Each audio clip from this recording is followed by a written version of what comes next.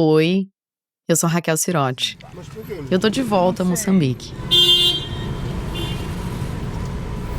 Não sei dizer por que são assim. Eu não posso mentir. Na capital, Maputo, o ritmo é acelerado, é caótico.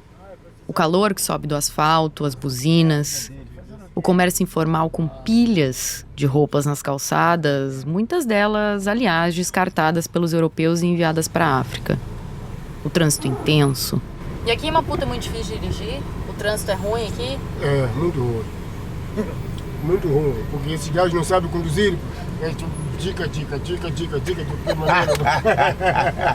Eles estão falando mesmo de você. Não, eu sou um deles também. É que se você ser sério, você não anda aqui no Maputo. Nada. Você tem que ser indisciplinado também, marginal também. É direção agressiva. Exatamente. Entra quem tem força. Mas entrar no Jardim 28 de Maio é tipo atravessar um portal no tempo.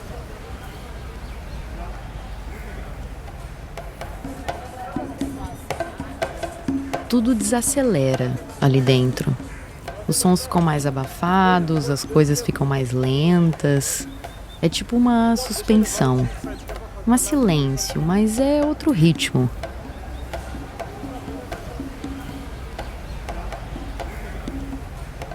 As árvores são altas, o chão é de grama bem cortada e os caminhos são de cimento batido. Tem uma fonte um pouco abandonada, uns bancos de ferro, uns quiosques onde você pode tomar um café, comer um frango assado. Também tem uns brinquedos para as crianças, tipo carrossel, carrinho de bate-bate.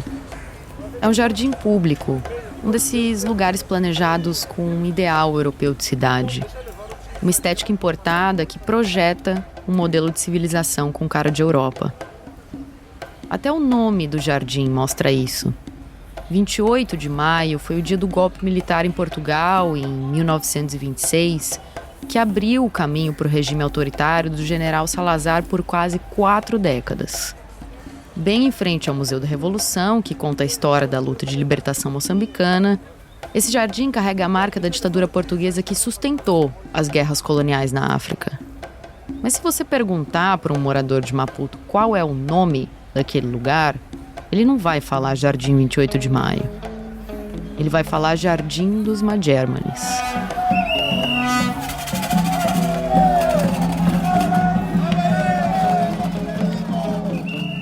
A gente falou sobre isso no episódio 6 da primeira temporada, acho que você vai lembrar. Toda quarta-feira, há mais de 30 anos, se reúnem ali os moçambicanos e moçambicanas que foram trabalhar na Alemanha e regressaram no início da década de 1990. Os Madjermanes. É Madjermane ou Madjermane? Qual é a maneira correta de falar? Madjermane. Eles cobram parte do dinheiro que jamais foi pago e toda semana fazem uma marcha que sai justamente dali. E agora a gente está indo até o Ministério do Trabalho, né? O jardim não é só ponto de encontro. Ele é também a sede da ATMA, a Associação dos Antigos Trabalhadores na RDA. RDA é a sigla da extinta Alemanha Oriental. Essa foi a minha 4ª vez ali. Eu estava com o Marcelo Londonho, que produziu essa história comigo. E uma coisa sempre se repetia. A gente chegava e era cumprimentado em alemão. Gente branca dentro do jardim é quase um sinônimo de jornalista ou de acadêmico alemão. É o reflexo de um tempo congelado que começou nos anos 80 e que para eles nunca terminou de verdade. Mas dessa vez a gente estava ali para procurar uma pessoa específica, o Simão, o protagonista de tudo que você vai ouvir nesse episódio. Esse é o Tramas Coloniais, um podcast sobre a história do colonialismo. Uma imersão no passado para tentar entender o presente e, quem sabe, projetar o futuro. Nesse episódio bônus, você vai caminhar comigo por Maputo e conhecer as histórias de pessoas que, mesmo sem saber ou sem querer, provocaram mudanças estruturais em Moçambique. Na paisagem urbana, na imaginação coletiva, no pertencimento social, na maneira como a gente entende o progresso, a segurança ou a falta dela. A história dos televisores coloridos trazidos da Alemanha que viraram pontos de socialização e depois viraram alvos de roubo. A história dos ninjas, que jornais começaram a noticiar como ameaça, e dos muros que subiram para evitar as invasões. A história das promessas que nunca chegaram. Tudo começa aqui, com Simão. Nesse jardim que é uma espécie de busca por um tempo perdido.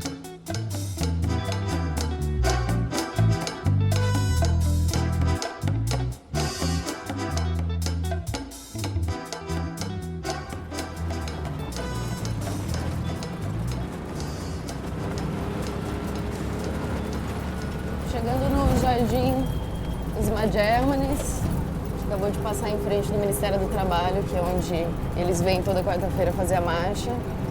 E eu vou tentar conversar com o Simão, que é o fotógrafo que fica por lá todos os dias. Hoje não é dia de marcha, mas ele vai para lá mesmo assim. Mandei uma mensagem para conversar com ele, marcando o encontro na semana passada. Ele não respondeu, mas espero que eu consiga encontrar ele por lá. O Simão, que tinha estudado fotografia ainda na Alemanha Oriental, hoje ganha vida fazendo retratos das famílias que frequentam o jardim.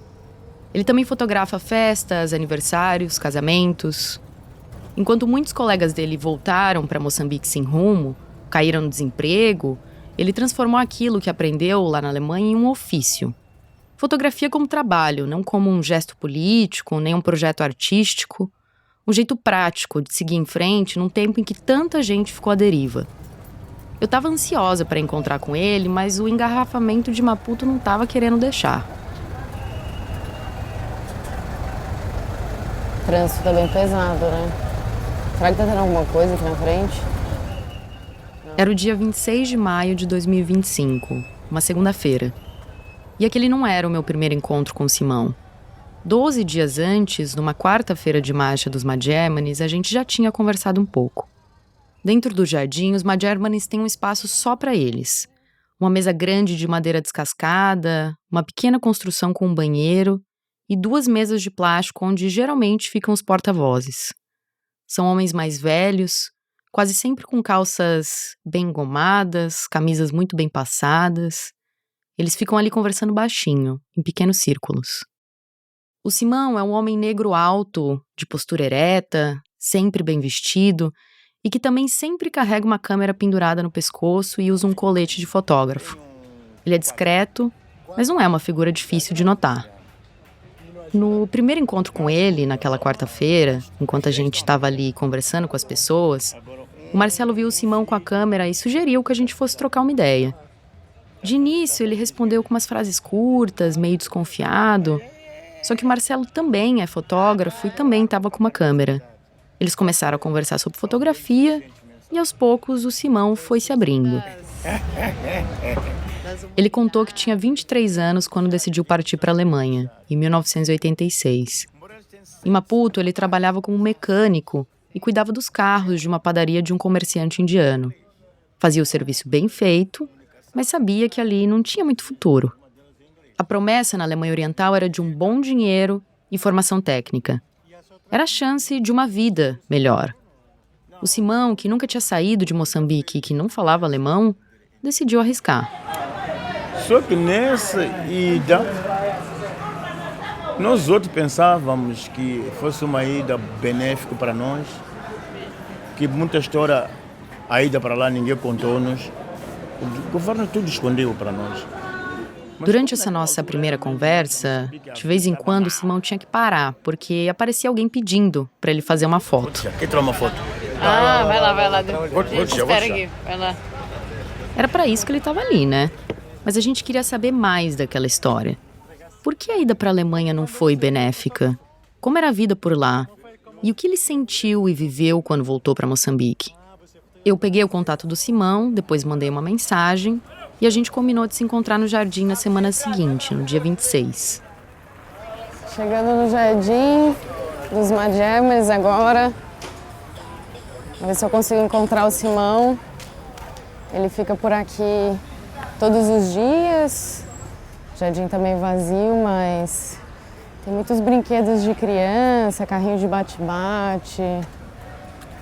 carrossel. Então muita gente vem aqui para brincar com os filhos e o Simão fica aqui tirando foto das pessoas. Vamos ver se a gente consegue encontrar ele por aqui. Como eu falei, não era muito difícil achar aquele homem alto com a câmera na mão. Ali ele. Aí, acabamos de encontrar ele. Bom dia, tudo bem? Tudo bem, tudo bem. Atrasamos um pouco, mas chegamos. As histórias que a gente queria saber estavam bem vivas na memória do Simão. Eu lembro tudo. Então, 69 eu comecei a escola, 73, 74 eu entro no ensino secundário, 75 a independência. Aqui no Tramas Coloniais, a gente já falou bastante sobre os processos de independência dos países africanos. Para refrescar a sua memória, eu vou chamar a Gabriela Montoni, que me acompanhou na apresentação dos episódios da primeira temporada. Oi, Gabi, bem-vinda de volta, saudade. Oi, Raquel, saudade também. Pois é, ao contrário do Brasil, que se tornou independente no início do século XIX, os países da África só se libertaram do domínio colonial na segunda metade do século XX. Foi um processo que aconteceu principalmente entre as décadas de 1950 e 70. No caso de Moçambique, como disse o Simão, a independência do domínio português veio em 1975. Às 0 horas de hoje, 25 de junho de 1975, o Comitê Central da Frelimo proclama solenemente a independência total e completa de Moçambique. Esse é um discurso que você já ouviu aqui no Tramas. É o líder revolucionário Samora Machel declarando a independência moçambicana. O governo socialista da Frelimo, o partido que assumiu o poder e se mantém lá até hoje, na época tinha boas relações com a Alemanha Oriental, a RDA. Poucos anos depois da independência, começou um programa que recrutava cidadãos de Moçambique para trabalhar nas fábricas alemãs. Eles receberiam uma formação técnica, um salário, e parte desse dinheiro ficaria depositada para que eles tivessem uma espécie de poupança quando voltassem para casa. A promessa de uma vida melhor na Europa parecia ainda mais tentadora diante do fato de que Moçambique estava em guerra civil desde 1977. Pois é, Gabi.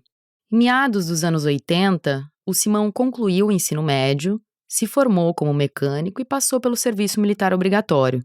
Naquela altura, a crise econômica e social estava no ápice. Era difícil até conseguir comida. O pão praticamente desapareceu. Para conseguir pão, as pessoas tinham que entrar numa fila às 4 da manhã. E com outros itens básicos também era assim. Cada cidadão tinha direito a uma cota pequena por mês, cedida pelo Estado. Cada agregado familiar, cada pessoa tinha direito a 1 quilo de arroz, 1 quilo de farinha, 1 quilo, uma barra de sabão. Naquela altura, o Simão já tinha ouvido falar na possibilidade de ir para a Alemanha Oriental. Eu tinha um vizinho que saiu da escola, que foi para a Alemanha em 1979. Alguns anos depois, quando esse vizinho voltou para passar férias em Maputo, ele estava bem diferente. Cruzou comigo e me desprezou, aquela coisa, porque eu não era nada. Ele tinha boa roupa, tinha um bom rádio. Aquilo me cativou, mas, afinal de contas, RDA é boa coisa. O Simão ficou com aquilo na cabeça. Mas tinha um emprego de mecânico em Maputo, cuidando dos carros da padaria. No fim de 1985, um amigo comentou que ia para a Alemanha. Vai para a Alemanha? Como assim? Eu me inscrevi há 2 semanas atrás. Mas pode nos mostrar onde que se inscreve? Tentar a sorte. Se eu conseguir, consegui. E ele também se inscreveu. Fomos lá saber o resultado. E aconteceu que agora todas as pessoas foram inscritas devem passar para a pousada. A pousada era o lugar onde os selecionados passavam por um treinamento. E o que se fazia lá na pousada? Qual era Na pousada era só palestra. Sobre o quê? Sobre a nossa ida para a Alemanha. Vocês chegarem lá, não queremos que vocês chegam lá, roubem, não queremos que vocês chegam lá, fazem bandidagem. Lá não é para nos envergonhar, não é usar a violência. Aquelas todas as coisas, né? Com um pequeno detalhe. Durante o treinamento, ele ainda não tinha avisado o patrão na padaria. Até que... Mas, patrão, Eu quero ver o outro mundo. Eu cheguei a dar, não podia esconder. Eu já não podia esconder, porque ele já sabia. Eu digo, quero ver outro mundo. E no dia 16 de março de 1986, o Simão pegou um avião para esse outro mundo. A ligação foi Maputo, França, Berlim. Com desembarque no aeroporto de Schönefeld. Então, chegando em Schönefeld, estava a fazer muito frio, papai. 86. Estava a fazer muito frio. Eu desço, não tinha nem casaco, nem nada. Mas quando vem o aeroporto assim, está tudo branco. E quando vocês saíram daqui, vocês já sabiam em que empresas iam trabalhar lá? Não. Para que atividade vocês estavam indo? Ou nenhuma informação? Não, dizendo a realidade, quando saí de Moçambique, eu não sabia a empresa onde que eu ia estar a trabalhar. Passei a conhecer a empresa quando eu lá cheguei. Mas não foi logo no instante, porque não fomos informados. E o destino do Simão nem era Berlim. Ele ia trabalhar nos arredores de Leipzig, uma cidade que fica a 190 quilômetros da capital. Era uma fábrica de fundição de alumínio, com turnos longos que atravessavam as madrugadas. Nos fins de semana, ele fazia bico, colhendo morangos para juntar mais dinheiro. E o que doía mais era o frio. Ainda mais porque, na fábrica, ele trabalhava num lugar aberto. Fora. Fazia muito frio, no tempo de frio mesmo. Daí eu cheguei a dizer que não aguento. Tá, tiveram que me transferir eu como amigo para uma outra secção. Ô Simão, mas eu ouvi uma história conversando com algumas pessoas aqui de que quando vocês chegavam, eles davam uma injeção para aguentar o frio. Aconteceu isso com você, de você tomar alguma coisa e eles disserem... Não, eles davam injeções. Isso aí davam porque nós vivíamos da África. Então eles davam alguns comprimidos. Eu não sei se aqueles comprimidos eram mesmo contra frio, se era mesmo contra a doença. Não posso precisar, não sei dizer. Mas de facto recebíamos comprimidos. Não tinha meio termo. Ao ar livre, era difícil aguentar o frio. E na fundição de alumínio, era arriscado lidar com os fornos a uma temperatura altíssima. E acontecia muito acidente de trabalho, assim, lá? Acidente de trabalho acontecia muito. Pior, eu estava na secção de fundição de alumínio. A fundição de alumínio é complicado, porque aquilo, o forno tem que atingir 180 graus centígrados para diluir alumínio. Não é brincadeira. Na minha empresa aconteciam muitos acidentes.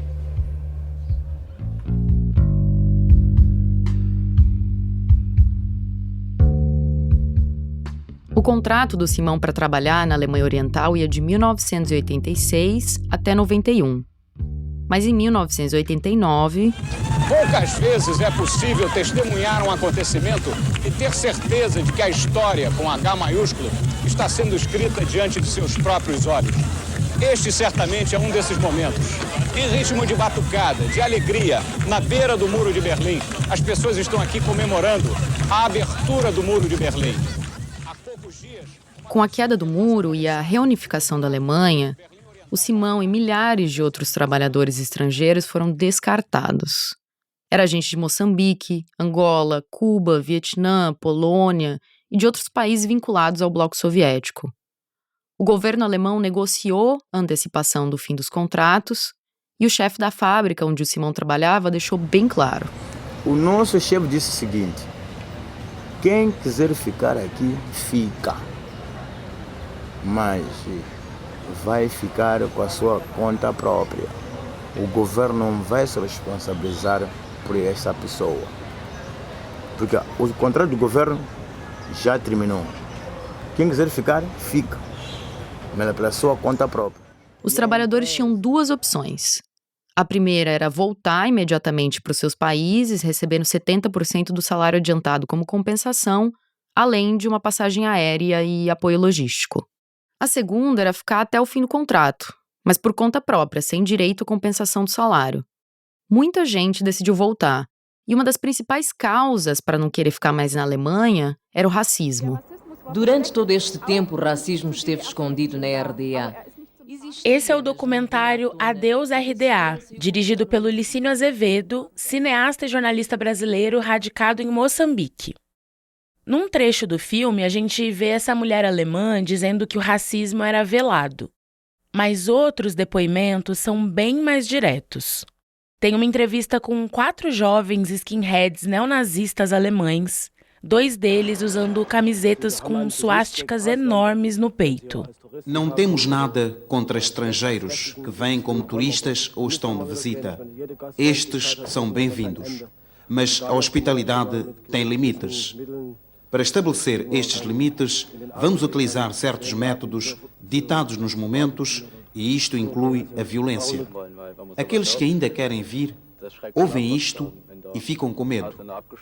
Quando estrangeiros são esfaqueados ou espancados. Já aconteceu e é correto. E eles falam isso rindo para a câmera. Era muito comum naquele momento grupos de skinheads alemães perseguindo e agredindo imigrantes, principalmente negros. Ou seja, o Simão não tinha mais dúvida. Ele ia voltar para Moçambique. Até porque, naquela altura, ele já tinha cumprido um dos objetivos: comprar alguns bens para levar. Coisas que não existiam em Maputo. Na verdade, eu já havia pensado em voltar para aqui. Por quê? Porque o meu contrato estava a terminar no mês de junho ou julho de 1991. Mas como aquele tempo, quando houve a unificação, encontramos que eu já tinha feito algumas compras, né? Eu sei que na minha casa não tinha geladeira, sei que na minha casa não tinha fogão, sei que não tinha rádio, não tinha, posso dizer o quê? Não tinha uma roupa boa, um televisor, não tinha um vídeo. Foi no tempo de vídeo nesse tempo. Não tinha um vídeo, não tinha nada. Então, isso eu já tinha. A minha intenção já não era de ficar dentro da Alemanha, era de levar aquilo, trazer para Moçambique. Esses objetos iam de navio para a África, dentro de contêineres que os próprios moçambicanos enchiam de tudo quanto é coisa. Moto, geladeira, televisão, rádio, enfim. Tudo isso seguia pelo mar para Moçambique. E algumas empresas chegaram até a fretar aviões para levar os trabalhadores de volta. A estimativa é que cerca de 16 mil moçambicanos regressaram. E o país que eles encontraram não era exatamente o melhor dos cenários. Não era mesmo, Raquel. Naquela virada dos anos 80 para os 90, Moçambique estava mergulhado em transformações. Em 1987, tinha começado o PRE, o Programa de Reabilitação Econômica. Era um projeto de caráter neoliberal para tentar recuperar a economia devastada pela inflação nas alturas e pela seca que assolava o país há vários anos. Mas esse programa coincidiu com a morte do Samora Machel, o primeiro presidente depois da independência. Aumentou a instabilidade política e militar e a violência se espalhou.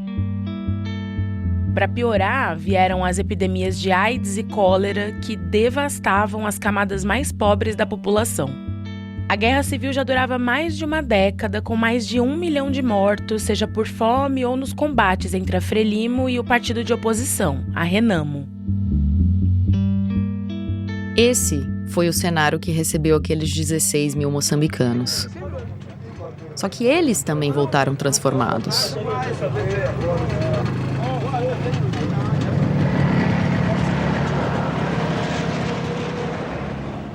Aqui, mais um trecho do documentário que a Gabi te mostrou ainda há pouco, o Adeus RDA. Esse som das famosas motocicletas alemãs MZ-250 era uma novidade em Moçambique. Uma novidade trazida pelos Magermanes. Aquelas pessoas voltaram para casa usando roupas coloridas, com os cortes de cabelo diferentões e trazendo coisas que a população local nunca tinha visto. Para entender melhor esse impacto, eu fui conversar com o professor Marlino Mubai, do Departamento de História da Universidade Eduardo Mondlane, em Maputo. Bom, eu sou Marlino Eugênio Mubai, sou professor no Departamento de História da Faculdade de Letras e Ciências Sociais da Universidade Eduardo Mondlane. Eu tenho a idade da independência de Moçambique, não é? E grande parte dos desenvolvimentos estruturantes do país, eu tive a sorte de prestar atenção. Além de ter vivido as transformações em Moçambique desde criança, o Marlino também pesquisa esse tema. Ele está desenvolvendo um estudo sobre a relação entre o regresso dos Majermanes e o impacto nas mudanças urbanas e nos padrões de criminalidade em Maputo. Essa pesquisa ainda está em andamento, então se você quiser se aprofundar nesse tema, fica de olho, que daqui a pouco sai uma publicação. Mas ele me recebeu para contar um pouco sobre o que mudou com o regresso dos Majermanes ali na virada para a década de 90. Eles encontram este mundo cheio de necessidades, mas trazem algo novo. Pela primeira vez, a gente vê de forma massificada televisores a cor, de tamanhos maiores. Quando os primeiros aparelhos começaram a chegar, bairros inteiros se reorganizaram em torno deles. E as casas das pessoas, dos Majermanes neste caso, tornaram-se centros de atração. Eu me recordo tinha um vizinho Majerman, não é? Tínhamos que chegar lá, às vezes mandavam parar, esperem porque ainda estamos a jantar. Depois você está a ver, sabe que a novela está a passar naquela altura, ou o jogo está agora, mas tem que esperar porque estão a jantar. Então pronto, entrava-se ali, assistia-se.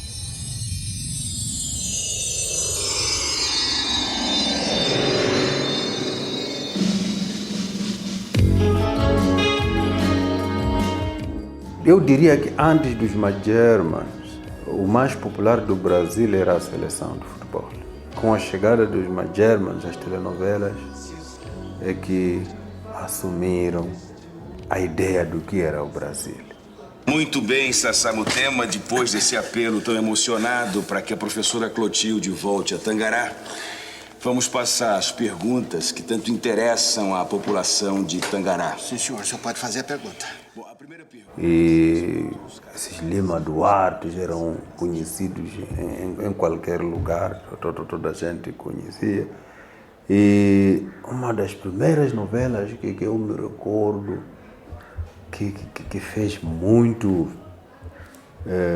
furor aqui, que até deu nome a uma das residências universitárias.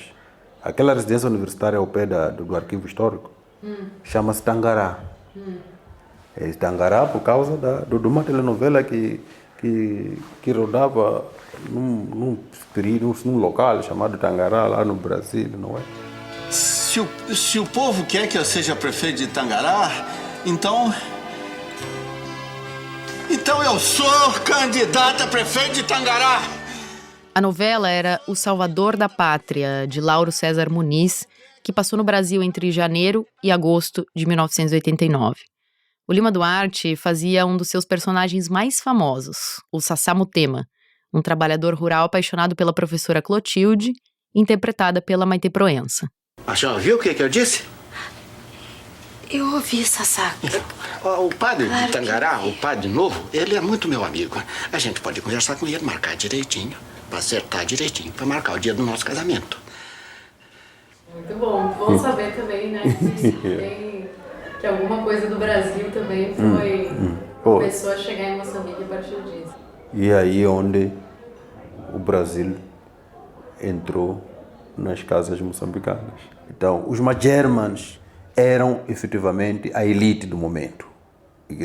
Eram os tais que toda a gente respeitava, toda a gente admirava, porque trouxeram estes bens de luxo no meio da miséria. E não era só televisão colorida e motocicleta alemã. Tens também esta aparelhagem de som, não é? Onde se tocam músicas americanas, europeias, e muda todo um cenário da cidade do ponto de vista de hábitos, de consumo, não é? O Simão foi um que levou um aparelho de som moderno. Em Maputo, ele usava para tocar em festas, em discotecas. Assim, ele tirava um dinheiro extra. Até que o dono de uma boate cresceu o olho. Agora, o que me faz vender aquele aparelho é o dono daquele espaço. Ele queria me roubar aparelho. Porque ele foi verificar com aquele aparelho, ele podia chamar jovem, porque muita gente que vem são jovens. Virem brincar e ele ganhar, mas ele não tinha mais que pagar a mim. O aparelho passaria a ser nas mãos dele, ele não ia pagar a mim. Ele ia ser dono do espaço e dono do aparelho. Então, eu peguei o aparelho e guardei em casa. E onde você vendeu ele? Vendi no Estrela mesmo. O Estrela é o mercado Estrela Vermelha, que existe até hoje em Maputo. Ali no fim dos anos 80, esse espaço surgiu como um ponto de encontro dos regressados da Alemanha. Era ali que eles vendiam os produtos quando o dinheiro apertava. E o que tem nesse mercado? Ali naquele mercado, se você tinha um televisor, eles compravam, fogão, qualquer coisa que você tem, eles compravam.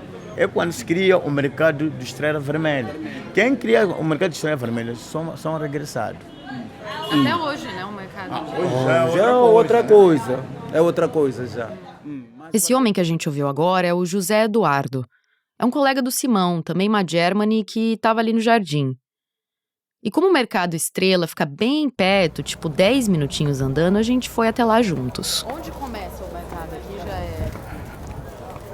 Bem, o mercado aqui começa exatamente de lá, para essa direção aqui. Nós vamos entrar assim, vamos mostrar como começa o mercado. Hoje é um mercado bem diferente do que era nos anos 90. Ele cresceu, passou a vender de tudo um pouco e por muito tempo ajudou a abastecer Maputo com coisas que quase não se encontravam no país. Quando esses produtos foram rareando e os preços subiram, o Estrela Vermelha ganhou fama de ponto de venda de itens eletrônicos roubados. Acabou virando também um dos focos de mobilização e crítica a Frelimo, nas manifestações de 2024 em apoio ao Venâncio Mondlane. Chegando ali com o Simão, não demorou muito para a gente trombar com outros Magermanis. Todos esses aqui são regressados. Este é um regressado, este aqui é um regressado. Boa tarde. Raquel. Mesmo aquele senhor é regressado. Esses são, eu posso dizer que esses são os fundadores desse mercado. Esses aqui. Se eu estiver a mentir, vai dizer, porque quando nós voltamos em 1990, esse mercado quase não existia, não tinha quase nada aqui. Quem veio, até eles podem falar, eles que fundaram, o outro aquele é regressado. O outro está aqui, é regressado.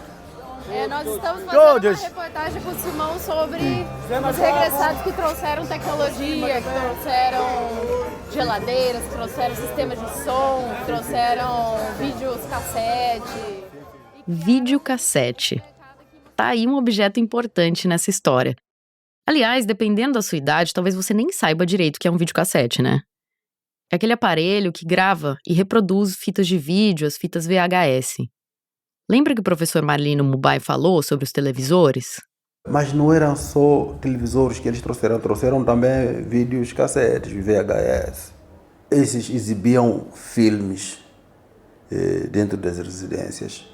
O Simão contou que na Alemanha, eles pegavam essas fitas em locadoras por um preço simbólico, levavam para assistir em casa e depois devolviam. Só que na hora de voltar para Moçambique... Em vez de devolver os filmes para lá, não devolveram. Carregaram aqueles filmes para aqui. Quando Van Damme...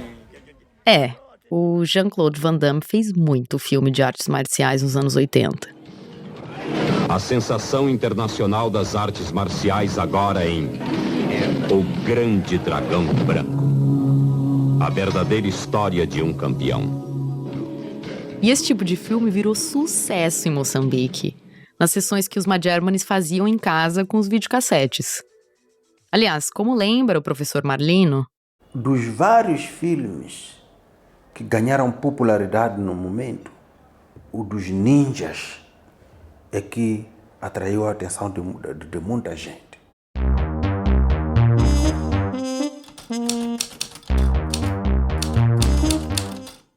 O massacre dos ninjas.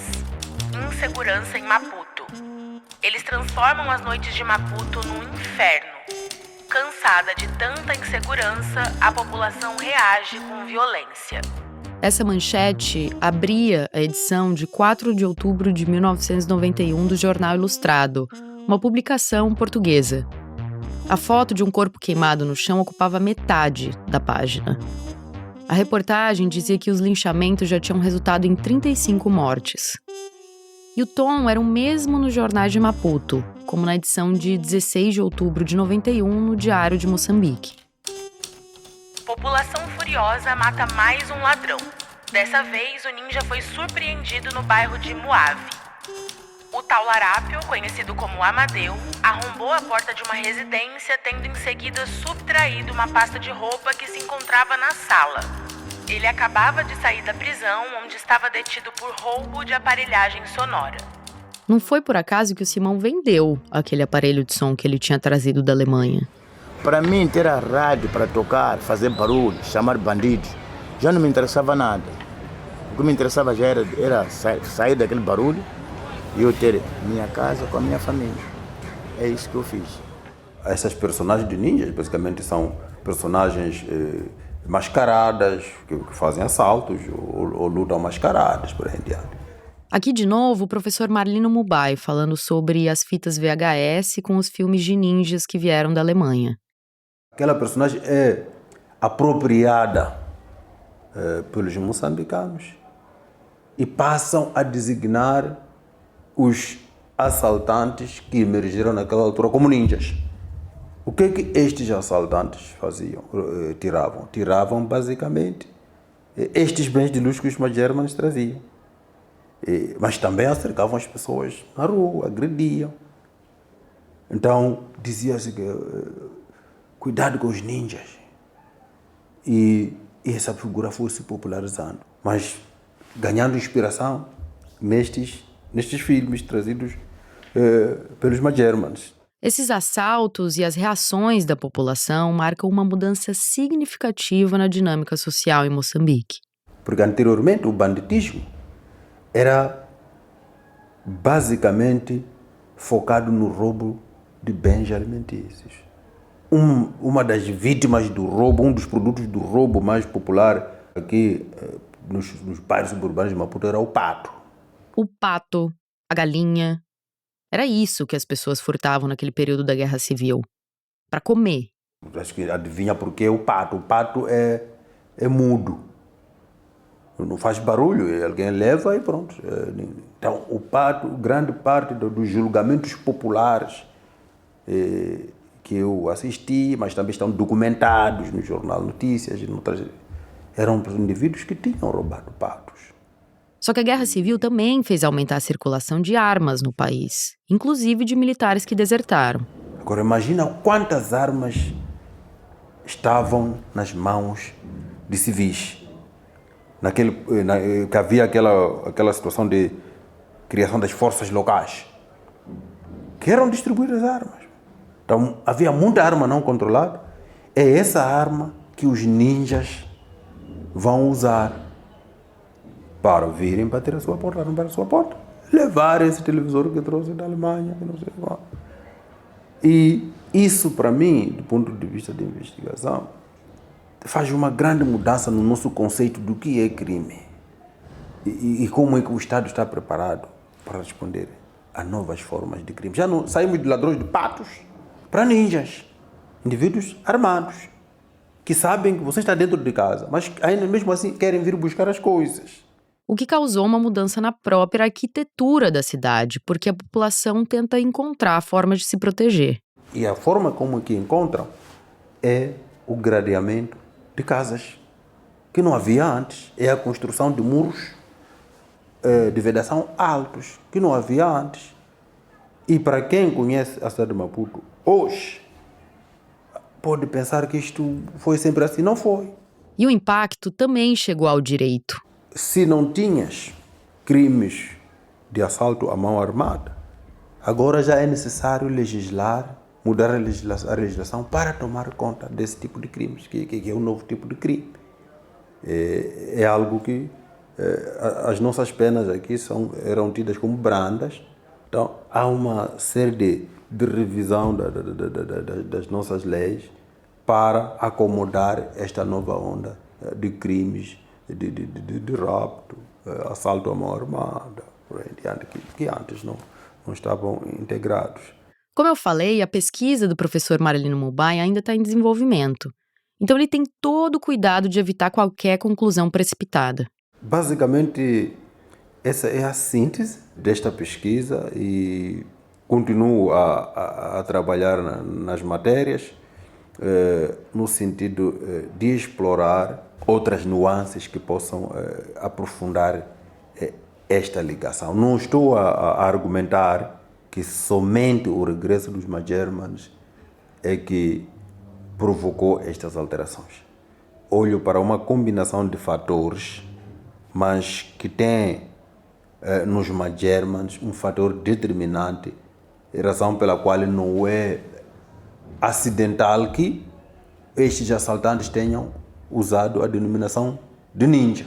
Os próprios Magermanes ficam desconfortáveis e evitam essa associação com o surgimento dos ninjas.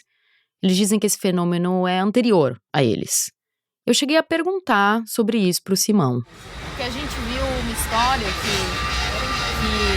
que nessa época começa a surgir os ninjas, né? Que roubavam, essas coisas que vocês traziam. Exatamente. Porque não tinha...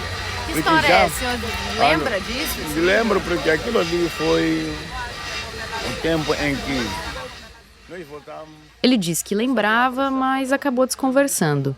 E contou que muitos roubos eram feitos não por ninjas, mas pelas próprias famílias dos Magermanes. Pessoas que nunca tinham visto aqueles objetos. Muitos de nós sofreram com a sua própria família. Começa a haver choque entre a pessoa foi para a Alemanha e a própria família, porque a família olhava ele como fosse uma outra pessoa. Rico. Fosse rico.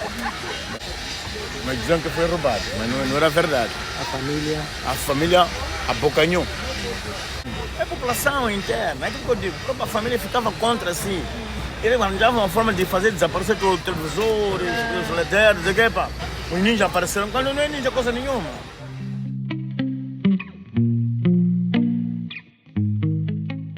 O que fica claro nas conversas com o Simão e com o Marlino, assim como nas páginas dos jornais, é que tanto os Magermanes quanto os ninjas foram protagonistas de um mesmo drama coletivo. Os dois lados despertavam inseguranças, fantasias e um certo descolamento social. Um pelo que trazia, o outro pelo que tirava. Enquanto os Magermanes geravam curiosidade e até admiração, os ninjas criavam um clima de receio e de medo, especialmente nos subúrbios. Uma sensação de insegurança que teve impacto na paisagem, no direito, na relação das pessoas com o Estado.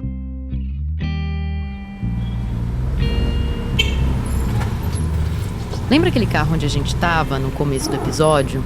E aqui em Maputo é muito difícil de dirigir? O trânsito é ruim aqui? É, muito ruim.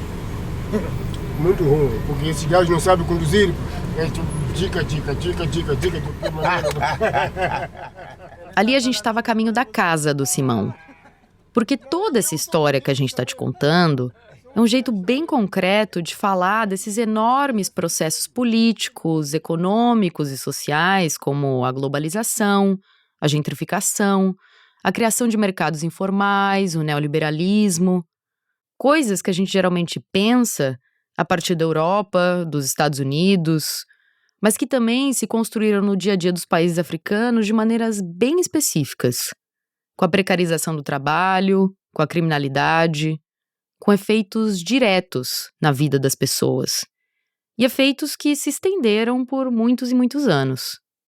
E essa também é a história da vida do Simão.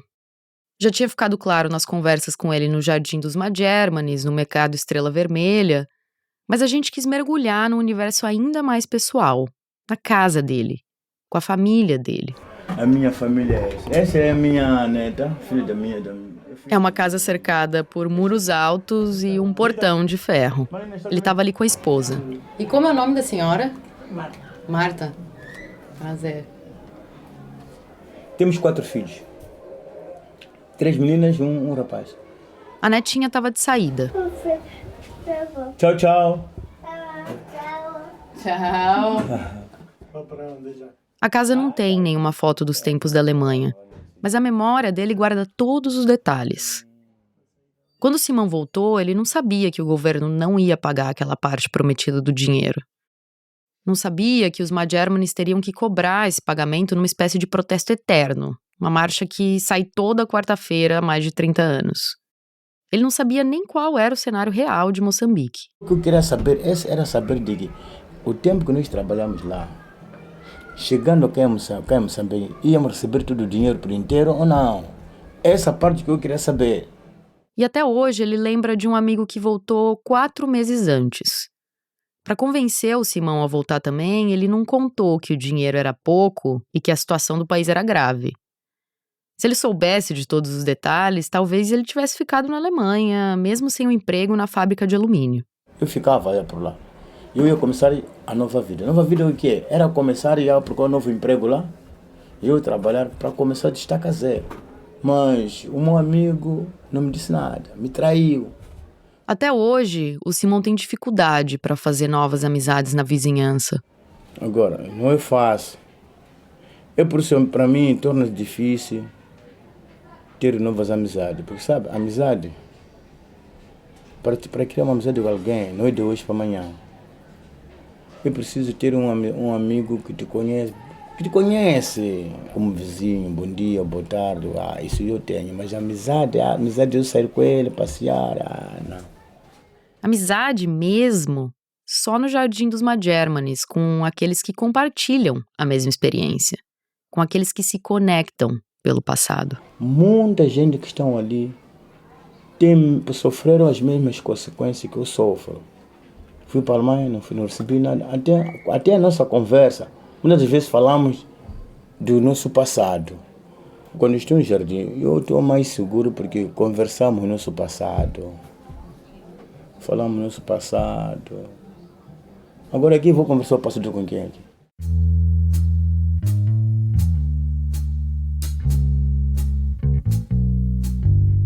É o que a historiadora Márcia Schenck chama de estáudia, uma nostalgia do leste.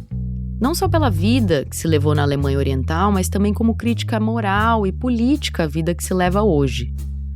Para o Simão, que nasceu quando Moçambique ainda era uma colônia portuguesa, aquele passado socialista alemão encarnava uma ideia de ordem, progresso, mesmo com seus limites. Era, como ele diz, um lugar onde as coisas funcionavam. E essa memória não é só saudade ou posicionamento político. Essa memória virou uma identidade. Não é à toa que a expressão Majermane significa os da Alemanha. Não à toa, aqueles homens e mulheres da África carregam bandeiras alemãs e até camisas da seleção alemã de futebol. Naquele jardim, o Simão e tantos outros se reúnem toda quarta-feira não só para cobrar o dinheiro que foi prometido, mas para existir de novo. Essa sobreposição de tempos e histórias lembra que o colonialismo não ficou no passado. Ele continua moldando noções de esperança, futuro e dignidade. É nesse cruzamento entre o global e o local, entre o pessoal e o histórico, que a vida dos Majermanes ganha força. Porque o mundo não se explica só por quem narra tudo de cima, mas também por quem viveu tudo de dentro.